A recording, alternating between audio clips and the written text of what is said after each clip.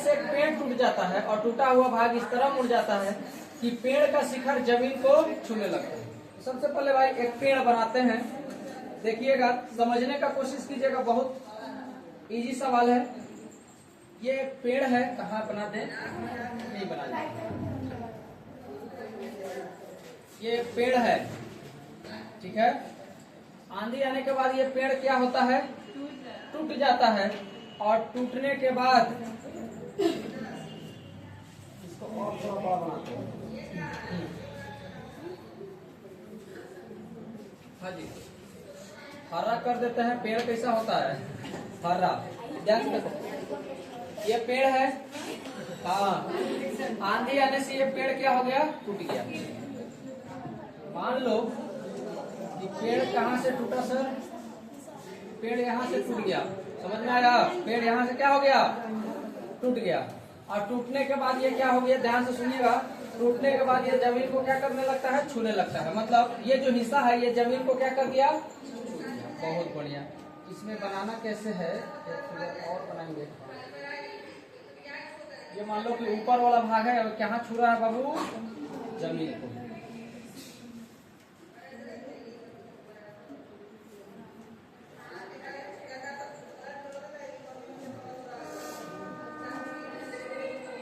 ध्यान से देखिए, ये पूरा लंबा पेड़ था, आंधी आया और यहाँ से क्या हो गया, टूट गया।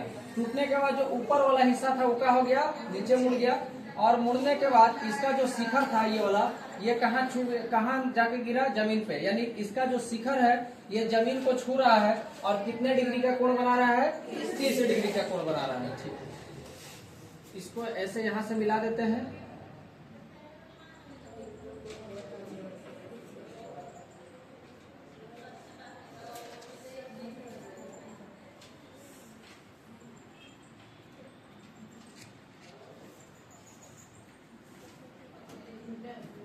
समझे, कोई दिक्कत नहीं, अभी समझ में आएगा, आराम से रहो, ध्यान से देखिए। और ये भाई पेड़ ऊपर टूट गया है, तो हम इसको कटिंग कर देते हैं ऐसे।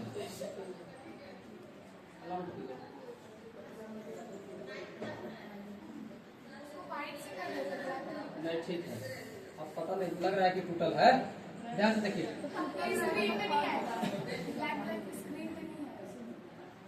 तो कोई दिक्कत नहीं, ब्लैक लाना भी नहीं, ठीक है।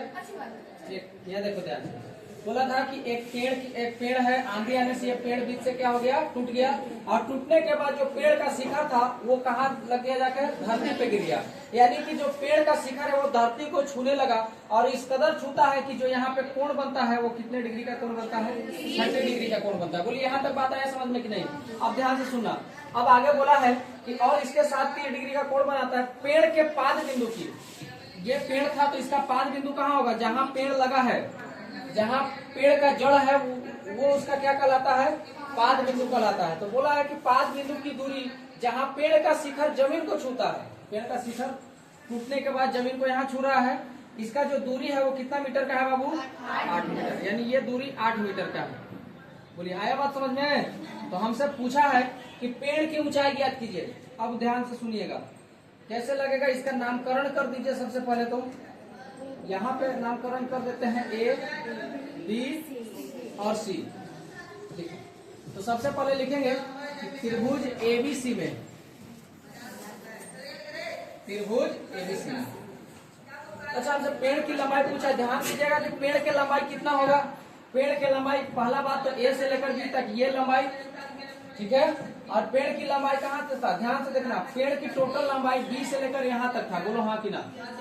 टूटने के बाद ये क्या हो गया है, नीचे गिर गया है, लेकिन पेड़ का लंबाई तो पूरा था।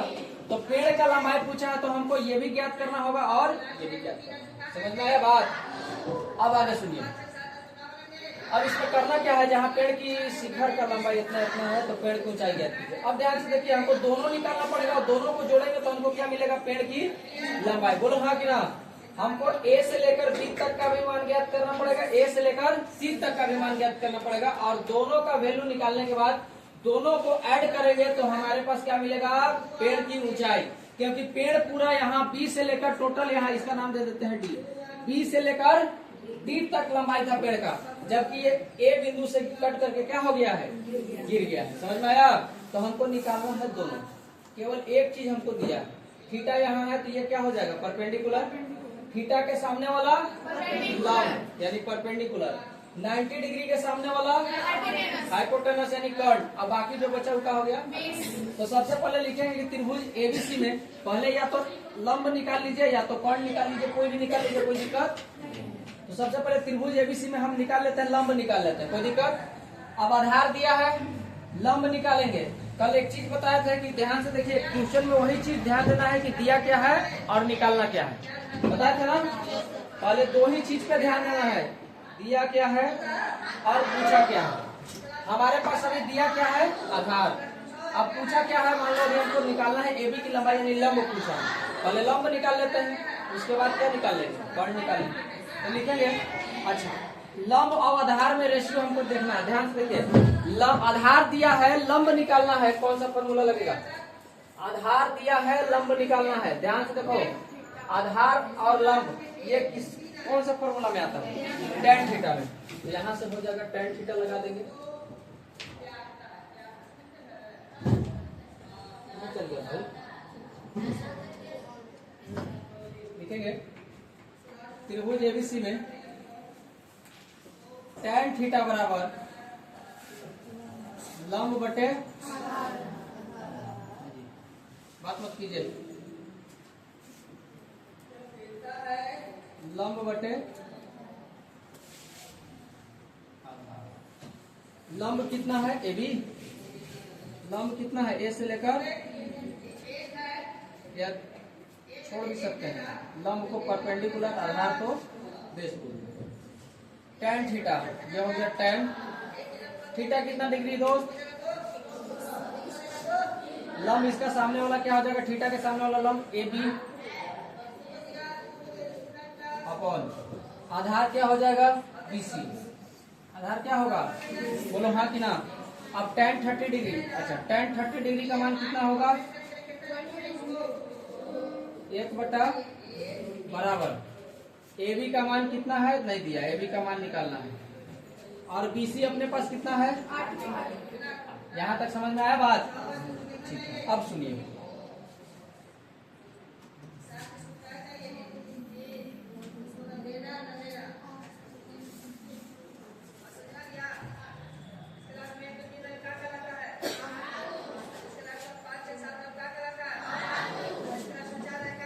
चलिए देखिए भाई, अब क्रॉस गुना कीजिए, ए बी गुने √3 करेंगे, ये क्या हो जाएगा, ए बी √ बराबर 8 है काम, ए बी का मान क्या हो जाएगा 8, और √3 इधर गुना में इधर आएगा तो ए बी का मान हो गया 8 बटे √3। अब इसका ध्यान सुनिए, बट्टा में रूट वाला संख्या अच्छा नहीं लगता, इसलिए इसका रेशनलाइजेशन कर दीजिए, परमेयीकरण कर दीजिए। परमेयीकरण होता क्या, नीचे वाला संख्या से एक बार ऊपर गुना और एक बार नीचे गुना। तो ये हो जाएगा अपने पास ए बी बराबर 8 गुने √3 करेंगे तो दोस्त ये क्या आ जाएगा 8 √3 और बट्टा √3 गुने √3 3 हो जाएगा। तो ये हो गया ए बी की लंबाई। अब आगे सुनिए, अब हम लगाएंगे कौन सा फॉर्मूला,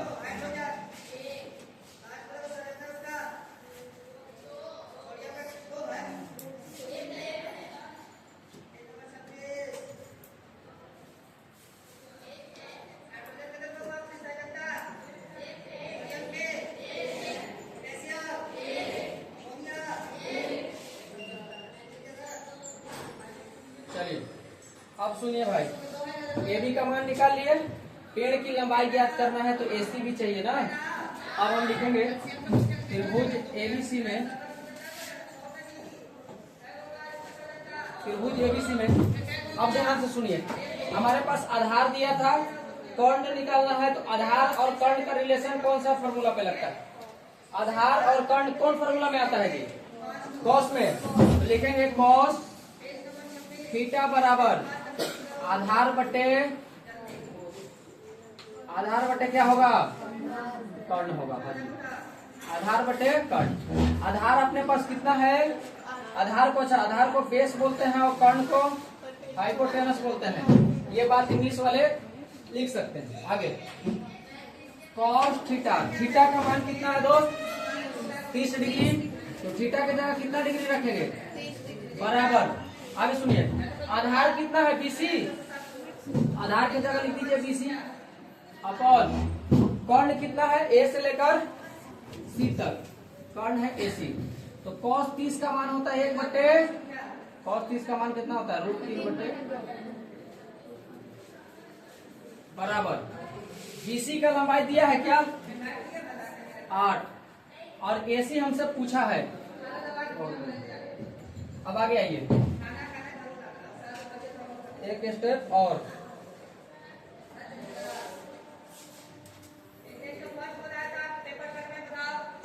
यहाँ देखो बाबू, AC गुने √3 करेंगे तो ये क्या हो जाएगा? √3AC बोलो, बराबर। 8 गुने 2 करो, 8 दूनी 16 हो जाएगा। तो AC का मान कितना हो जाएगा दोस्त? 16 और √3 गुने में इन्हें आएगा तो भागा। अब इसका भी परमेयीकरण कर दे क्या? तो √3 से ऊपर गुना और √3 से ये AC का जो मान आ जाएगा वो कितना? 16 अब बटा √3 गुने √3 क्या हो जाएगा? 3 हो जाएगा। बोलो यहाँ तक बात आई समझ में? अब हमसे पूछा है पेड़ की लंबाई। पेड़ की तो पेड़ की लंबाई बराबर क्या है? पेड़ की लंबाई क्या होगा बाबू? A से लेकर B तक, AB प्लस AC। ये दोनों जुटेगा, ये और ये दोनों जुटेगा तब तो जाके पेड़ की लंबाई होगा, क्योंकि ये हिस्सा पेड़ का ही हिस्सा है जो हवा से टूट करके क्या हो गया है? नीचे गिर गया है। तो पेड़ की लंबाई AB प्लस AC। तो पेड़ की लंबाई बराबर AB प्लस AC। अब AB हमारे पास कितना निकल के आया है? AB का मान 8√3/, AB की जगह लिख देंगे कितना? यहाँ दिखाई नहीं दे रहा होगा तो अगला स्लाइड में लिख देते हैं। AB का मान 8√3/3। ध्यान से देखिए, AB प्लस AC है ना, AB का मान क्या हो जाएगा? 8√3 प्लस AC का मान कितना आया हमारे पास? AC का मान आया है 16√3/3। AC की जगह लिख देंगे 16√3 और बट्टा में क्या हो जाएगा? अब इसका LCM ले लो, भिन्न के जोड़ तो आता है ना। LCM कितना आएगा? 3 से 3 कटेगा एक बार में, तो ऊपर हो जाएगा 8√3 प्लस 16√3। 8 और 16 कितना होगा? 24√3। 8√3 और 16√3 जोड़ करके कितना आएगा दोस्त? 24√3। हाँ जी। अब सुनिए, अब बट्टा में क्या है? 3 से कटेगा 3 अठे और √3, यानी आंसर जो आएगा पेड़ की लंबाई जो आएगा वो कितना आएगा? 8√3 आएगा। कितना आएगा? 8√3 आएगा। बोलो यहाँ तक किसी को डाउट? चलिए इसको देख लो, इसको फिर शॉर्ट में बताते हैं, ध्यान से देखना। हो गया? अब एक बार हम इसको जरा जल्दी से बता देते हैं, 20 से 30 सेकंड में। ध्यान से देखो, बोला है कि आंधी आने से, हलो नहीं, आंधी आने से एक पेड़ टूट जाता है। बहुत बढ़िया। तो सबसे पहले तो एक पेड़ होगा ना जी, ये एक पेड़ है। आंधी आने से ये पेड़ क्या हो जाता है? हल्ला मत कीजिए। आंधी आने से ये पेड़ टूट जाता है। चलो बहुत बढ़िया, इस पेड़ को हम तोड़ देते हैं। ये पेड़ मान लीजिए यहाँ से क्या हो गया? टूट गया। बात नहीं, आंधी आने से एक पेड़ टूट जाता है और टूटे हुए भाग कहाँ गिर जाता है? जमीन पे गिर जाता है। ये जमीन है, ध्यान से देखना। इसके शिखर को छू लेता है। बहुत बढ़िया। शिखर को नहीं, इसका जो टॉप है, टॉप मतलब शीर्ष, ये गिरने के बाद, टूटने के बाद जमीन के शिखर को छूता है। बहुत अच्छा। अब शिखर को छूता है, इस कदर छूता है कि वहां पे 30 डिग्री का एंगल बनने लगता है। कितना डिग्री? 30 डिग्री का एंगल बनने लगता है। कोई दिक्कत नहीं, आ जाइए। यहाँ तक बात आई समझ में? ये जो कोण है वो कितने डिग्री का है? सुनिए, ये कोण कितने डिग्री का है बाबू? 30 डिग्री। अब बोला है कि जो पेड़ का पाद बिंदु है, पेड़ का पाद बिंदु यहाँ है। पेड़ का पाद बिंदु जहाँ पेड़ का शीर्ष जमीन को छू रहा है वहां तक का लंबाई 8 मीटर का है। कितना मीटर का है? 8 मीटर। एक बार समझने का कोशिश करो, ये इतना टफ नहीं है, पूरा डिटेल नहीं, 1 सेकेंड में बन जाएगा ये, ठीक है। ध्यान से देखिए, एक बार बोला क्या था सवाल, एक पेड़ है, आंधी आने से पेड़ टूट जाता है और टूटा हुआ ऊपर का जो हिस्सा है वो जमीन को छूने लगता है। इस कदर छूता है कि जो पेड़ का शीर्ष वाला भाग है वो जमीन को जहाँ छूता है उस जगह कितने डिग्री का एंगल बनाता है? 30 डिग्री का एंगल बनाता है। और पेड़ के पाद बिंदु से पेड़ का टूटा हुआ भाग जहाँ जमीन को टच कर रहा है वो डिस्टेंस कितना है? 8 मीटर का है। तो बताइए पेड़ की लंबाई कितनी है? पेड़ की लंबाई बताना है दोस्त। अब यहाँ ध्यान से सुनना, पेड़ की लंबाई बताना है, ये नाम दे देते हैं ए, ये बी और ये सी, ठीक है। अब ध्यान से सुनिए, पेड़ का लंबाई क्या होगा? इस यही वाला भाग को उठा करके हम नीचे, यहाँ ध्यान से देखना, ये भाग रियल में अब ये खत्म है, ये टूटा हुआ भाग है, समझ में आया? ऊपर वाला हिस्सा खत्म है, ऊपर वाला हिस्सा कहाँ गया? नीचे। ध्यान से देखिए, ऊपर वाला हिस्सा कहाँ गया? नीचे। तो पेड़ की लंबाई टोटल यहाँ से लेकर यहाँ तक था ना जी, तो यहाँ से लेकर यहाँ तक तो अभी तक खड़ा है, कोई दिक्कत?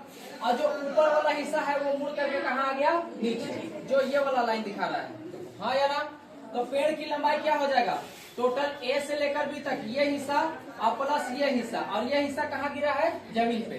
तो टोटल ये हिस्सा और ये हिस्सा, यानी ए से लेकर बी तक और ए से लेकर सी तक, ये टोटल लंबाई पेड़ की लंबाई है। बोलो हाँ कि ना? अब बताइए, आप कल रेशियो लिखवाए हैं क्या? ये 30 डिग्री का सामने वाला भुजा की लंबाई अगर 1 यूनिट होगा तो यहाँ तो 60 हो गया। बोलो 60 डिग्री का सामने का भुजा का लंबाई कितना? √3। समझ में आया? और ये 90 डिग्री है, 90 डिग्री के सामने की भुजा की लंबाई कितना? हाँ जी। अब यहाँ ध्यान से देखना, ये भुजा की लंबाई √3 यूनिट है, लेकिन दिया कितना है? 8 सेंटीमीटर, 8 मीटर। तो 8 मीटर जो लंबाई दिया है, 8 मीटर, ये कितने का मान है भाई? √3 का। ये 8 मीटर लंबाई जो दिया है वो कितने यूनिट का? √3 यूनिट का। √3 का मान 8, तो 1 का मान कितना? 8/√3। इसको रेशनलाइजेशन कर लीजिए। हाँ जी, √3/, बहुत अच्छा। ये एसी का लंबाई हम निकाल रहे हैं क्योंकि एसी 1 यूनिट है। समझ में आया कि नहीं? नहीं समझ में आया? आ जाओ इधर, ध्यान देना, नजर को मत हटाना, ठीक है? ध्यान से देखो, बीसी का ध्यान से सुनना, ये 30 डिग्री है, 30 डिग्री के सामने वाला भुजा की लंबाई अगर 1 यूनिट होगा तो ये 60 होगा। 60 के सामने कितना यूनिट होगा? √3। अब √3 नहीं है, यहाँ दिया कितना है? 8। तो हम बोल सकते हैं कि √3 का मान कितना है? 8। तो 1 का मान कितना होगा? 8/√3, क्योंकि √3 गुने में आने आएगा तो क्या में हो जाएगा? भागा में। तो 1 का मान कितना हो जाएगा? एक रेशनलाइजेशन कर दीजिए, यानी √3 से ऊपर गुना और √3 से नीचे गुना, तो 8√3 हो जाएगा क्या? और बट्टा नीचे √3 गुने √3 कितना होगा? 3। तो 1 यूनिट रिप्रेजेंट कर रहा है कितना को? 8√3/3। और ये लंबाई 1 यूनिट है, तो ये हो गया 8√3/में। बोलो हाँ या ना? 1 का मान इतना, अब तो 2 का मान कितना? क्योंकि ये भी लंबाई हमको काउंट करना है, तो 2 का मान कितना होगा भाई? 2 का मान 8√3/3। 1 का मान है, 2 का मान चाहिए तो 2 से गुना, तो 2/8 16√3/3। बोलो हाँ कि ना? तो इसका लंबाई कितना निकल के आया? 16√3/3। अब पेड़ की लंबाई चाहिए तो दोनों को जोड़ दीजिए, एक है 8√3/3 और एक है 16√3/3। नीचे वाला अंश जो है, सॉरी हर जो है बराबर है तो ऊपर जुड़ जाएगा। 16 और 8 कितना हो जाएगा? 24, और 3 और 3 का एलसीएम 3, और √3 है तो समझ में आया? 8√3 और 16√3 जुड़ करके क्या हो जाएगा? 24√3। अब 3 से काटेंगे, 3 8 24, तो 8 कितना आ गया? 3 आ गया। यही आंसर आया था ना, 8√3। ये देखो समझाने में इतना समय लगा नहीं, तो इतना लगने की जरूरत, बस कैलकुलेशन यही है। और नीचे से हर जब बराबर है तो फिर जोड़ घटाव करने की जरूरत, सीधे ऊपर वाला जोड़ दीजिए। जोड़ है तो जोड़, घटाव है तो घटाव। इसके बाद ये कोई, ठीक है? और बिल्कुल शांत होके देखना, सवाल बोल रहा है चले शुरू करें। ठीक, ध्यान से देखिएगा। क्वेश्चन बोला है कि एक ठेकेदार बच्चों को खेलने के लिए एक पार्क में फिसलन पट्टी लगाना चाहती है। बहुत अच्छा। 5 वर्ष से कम बच्चों के लिए वह एक ऐसी फिसलन पट्टी लगाना चाहती है जिसका शिखर 1.5 मीटर की ऊंचाई पर हो। बहुत अच्छा। जिसका जो शिखर है वो कितने मीटर की ऊंचाई पर हो? 1.5 मीटर की ऊंचाई पर हो और भूमि के साथ 30 डिग्री का कोण बनाता हो। यहाँ ध्यान देना, भूमि के साथ 30 डिग्री का कोण बनाता हो, कोण पर झुका हुआ हो, जबकि इससे अधिक उम्र के बच्चों के लिए वह 3 मीटर की ऊंचाई पर एक अधिक ढाल की फिसलन पट्टी लगाना चाहती है जो भूमि के साथ 60 डिग्री का कोण बनाता हो। कोण बनाती हो कितना डिग्री का? 60 डिग्री का कोण बनाती हो। प्रत्येक की स्थिति में फिसलन पट्टी की लंबाई क्या होनी चाहिए? बोलो, सवाल पढ़ दिया पूरा, आधा पेज का सवाल, 1 पेज का। समझ में तो नहीं आया होगा? तुरंत समझ में आएगा, हल्ला नहीं कीजिए। सवाल बिल्कुल इजी है, समझ में आया? इसमें करना इतना ही है कि करना कुछ नहीं। इस सवाल को हम थोड़ा सा छोटा कर देते हैं ताकि हमारे पास जगह पर, इतना में तो हो जाएगा। अब ध्यान से देखिएगा। हेलो हेलो, नजरें स्क्रीन पे भाई, ठीक है? अब ध्यान से सुनिए। बोला कि एक ठेकेदार बच्चों को खेलने के लिए एक पार्क में 2 फिसलन पट्टी लगाना चाहती है। 5 वर्ष से कम बच्चों के लिए वह एक ऐसी फिसलन पट्टी लगाना चाहती है जिसका शिखर 1.5 मीटर की ऊंचाई पर हो। बहुत अच्छा। तो सबसे पहले यहाँ एक बनाते हैं। ये देखो, ये एक फिसलन पट्टी नहीं है, ये टेढ़ा काय हो रहा है जी? टेढ़ा होने का नहीं है। ये देखिए,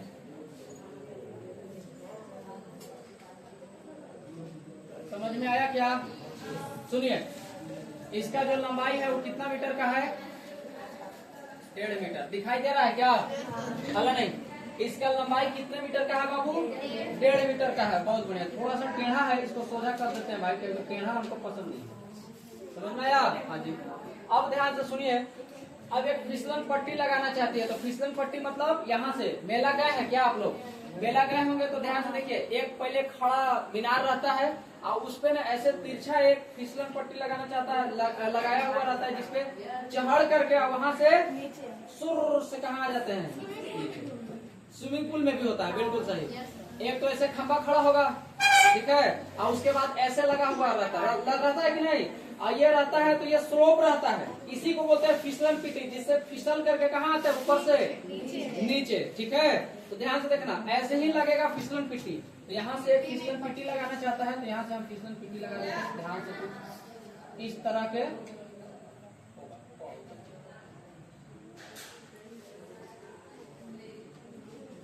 हाँ जी, ये आपको दिखाई दिया क्या? जिसका शिखर 1.5 मीटर की ऊंचाई पर हो और भूमि के साथ कितना डिग्री का कोण बनाती है? यानी जब इसको हम लोग मिलाएंगे, ध्यान से देखना, इसको जब मिलाएंगे तो 30 डिग्री का कोण बनेगा।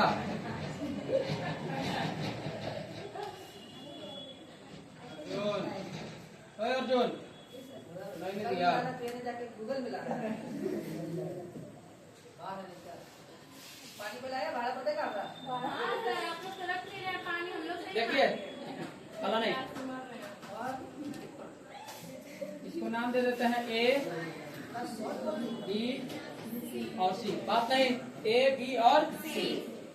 ध्यान से देखो, ये इसका शिखर है, यहाँ से फिसलन पट्टी लगाया गया है जो कितने डिग्री का कोण बना रही है? 30 डिग्री। बात सही है? हाँ जी। और इसका ऊंचाई कितना है? 1.5 मीटर। मीटर में है 1.5 मीटर। तो पूछा है दोनों के लिए फिसलन पट्टी की लंबाई चाहिए ना? आइए एक और, ये तो है 5 वर्ष से कम उम्र के बच्चों के लिए। अब वो ध्यान दो, 5 वर्ष से कम उम्र के बच्चों के लिए ऐसा फिसलन पट्टी लगाया है जो 1.5 मीटर ऊंचा है। वहां से उसके शिखर से नीचे की तरफ जो फिसलन पट्टी है वो कितने डिग्री का कोण बना रही है? 3 डिग्री। ये 5 वर्ष से कम बच्चों के लिए है, लेकिन अब एक 5 वर्ष से अधिक बच्चों के लिए भी बनाया गया है कि नहीं? ठीक है, वो कुछ इस तरह से है, ध्यान से देखना, वो कुछ इस तरह से है कि ये 3 मीटर की ऊंचाई पर है। बहुत अच्छा। और यहाँ से एक फिसलन पट्टी लगाया गया है और कितने डिग्री का कोण बना रहा है? 60 डिग्री।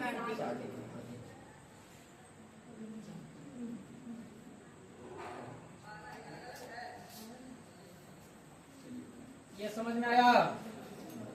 इसको नाम दे देते हैं PQR। PQR। इसका लंबाई कितना मीटर का है? 3 मीटर का है। और ये जो कोण बना रहा है वो 60 डिग्री का कोण बना रहा है। ठीक है, बोलिए बात समझ में आया? बोला है दोनों फिसलन पिट्टी की लंबाई क्या होनी चाहिए, दोनों की लंबाई ज्ञात करना है। तो फिसलन पिट्टी की लंबाई यानी ये वैल्यू और ये वैल्यू कर्ण ज्ञात करना है, बस सीधा सीधा समझ। तो हम सबसे पहले चलेंगे त्रिभुज ABC में। त्रिभुज AB, ये थीटा है, तो थीटा के सामने वाला क्या हो जाएगा? परपेंडिकुलर।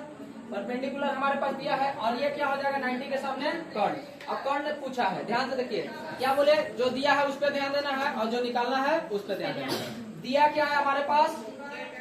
बोलो लंब। और निकालना क्या है? कर्ण निकालना है। तो कौन सा फॉर्मूला लगेगा? Sine theta. लंब और कर्ण में रिलेशन कौन दर्शाता है? Sine theta.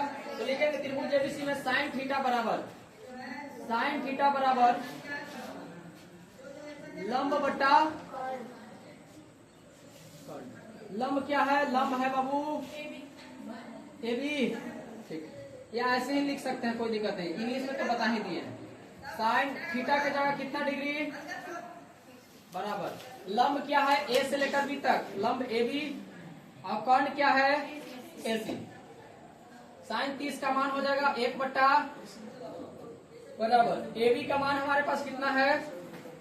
1.5। और AC का मान कितना है? नहीं पता। AC का मान हमको ज्ञात करना है। बहुत अच्छा। अब सुनिए दोस्त, यहां से क्या होगा कि गुना करो। AC गुने 1 करेंगे तो AC हो जाएगा क्या? क्रॉस गुना। और 1.5 गुने 2 करेंगे तो ये क्या आ जाएगा? AC की लंबाई कितना आ गया? 3 मीटर। यानी पहली फिसलन पिट्टी की लंबाई कितना है? 3 मीटर। एक आंसर ये हो गया। अब हम चलेंगे त्रिभुज PQR में। किसमें? त्रिभुज PQR में। चलो ध्यान देना।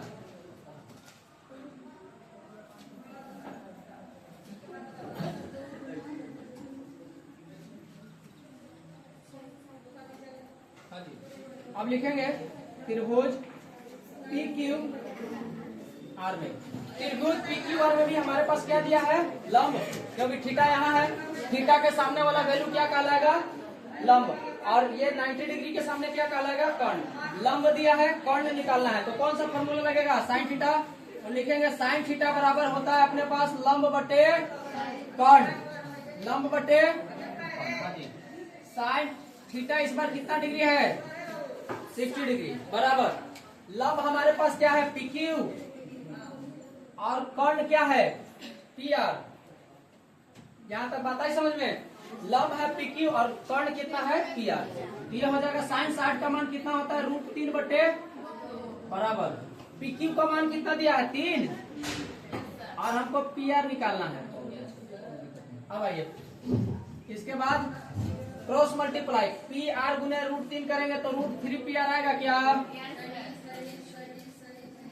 बराबर 2 गुने 3 करेंगे तो 2 3 आए, तो PR का जो मान आएगा वो कितना आएगा? 6। और √3 गुने में है तो इधर जाएगा तो, लेकिन अच्छा नहीं लग रहा है, परमेयीकरण कर देते हैं। √3 से ऊपर गुना और √3 से नीचे गुना, तो PR का जो मान आ जाएगा वो कितना हो जाएगा बाबू? 6 गुने √3, 6 √3 और बट्टा √3 गुने √3 क्या आ जाएगा? 3। समझ में आता है ना कि √3 गुने √3 3 कैसे आता है? √3 गुने √3 मतलब √9, और 9 का वर्गमूल क्या होता है? 3। या फिर बोल सकते हैं √3 गुने √3 मतलब √3 का स्क्वायर, और स्क्वायर से रूट का होता है कट जाता है, तो ओनली 4 क्या निकल के आएगा? 3। जैसे हम बोलेंगे √5 गुने √5, उसका वैल्यू क्या आएगा? 5 आएगा। √5 गुने √5 मतलब 5। हाँ जी, तो अब देखो काट दो 3 दूनी, तो PR का जो लंबाई आ गया वो आ गया 2√3 मीटर में है। तो अब यहाँ से ध्यान से देखो, यानी पहला 5 वर्ष से कम बच्चों का जो फिसलन पिट्टी का लंबाई है उसका लंबाई कितना आया? 3 मीटर। यानी ये दूरी कितना है? ये फिसलन पिट्टी का लंबाई है अपने पास कितना मीटर बाबू? 3 मीटर।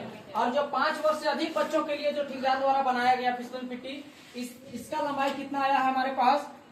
कितना है बाबू? 2√3 मीटर। कहीं गलती तो नहीं है? एक बार जरा देख लीजिए, कहीं गलती नहीं ना है भाई? लंब बट्टे कर्ण साइन 60 √3/2 बराबर PQ बट्टे इतना फलाना ढेकाना चिलाना। अच्छा